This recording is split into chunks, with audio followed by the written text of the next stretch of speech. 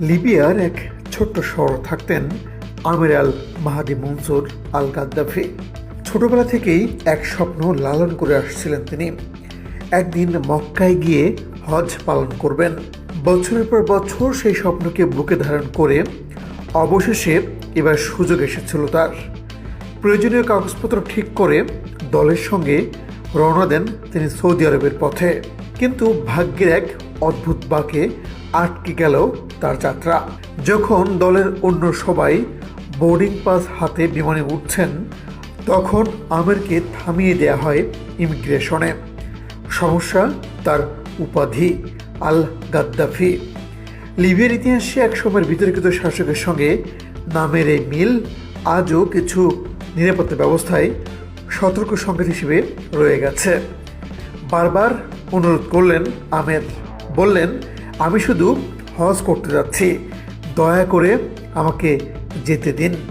কিন্তু সুরক্ষার দোহাই দিয়ে ক্যাপ্টেন সিদ্ধান্ত নিলেন আমেরকে ছাড়া ফ্লাইট ছাড়বে। যখন প্লেনটি আকাশে উঠতে প্রস্তুত, আমের তখন বিমানবন্দরের এক কোণে দাঁড়িয়ে প্রার্থনা করছিলেন, হে আল্লাহ, যদি আমার হজ লেখা থাকে তাহলে কোনো কিছুই তা ঠেকাতে পারবে না। মনের ভিতর এমন দৃঢ় বিশ্বাস ছিল তার।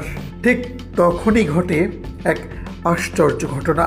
উড়ান শুরুর কিছুক্ষণ পরেই প্লেনটিতে কারিগরি ত্রুটি দেখা দেয় এবং সেটি বাধ্য হয়ে ফিরে আসে।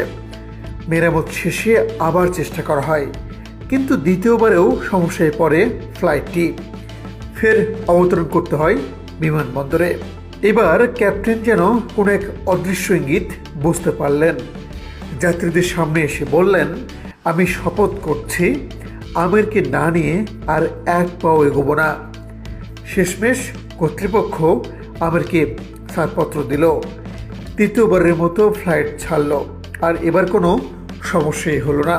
ফ্লাইটে বসে চোখ মুছছিলেন আমির। তার মুখে তখন শুধু একটাই কথা, আমি জানতাম যদি আল্লাহ চান তবে কেউ আমাকে থামাতে পারবে না। এই গল্প খুব দ্রুতই সামাজিক যোগাযোগ মাধ্যমে ছড়িয়ে পড়ে। কেউ বললেন এটা আল্লাহর মর্জি, কেউ বললেন এটা হলো প্রার্থনার শক্তি, কিন্তু সবার চোখে আমির হয়ে উঠলেন এক প্রতীকের নাম। বিশ্বাস, ধৈর্য আর ভাগ্যকে জয় করার এক জীবন্ত প্রমাণ। এভাবেই শত বাধা পেরিয়ে আমির আল গাদ্দাফি পৌঁছে গেলেন পবিত্র হজে, নিজের স্বপ্ন আর বিশ্বাসকে সত্য করতে।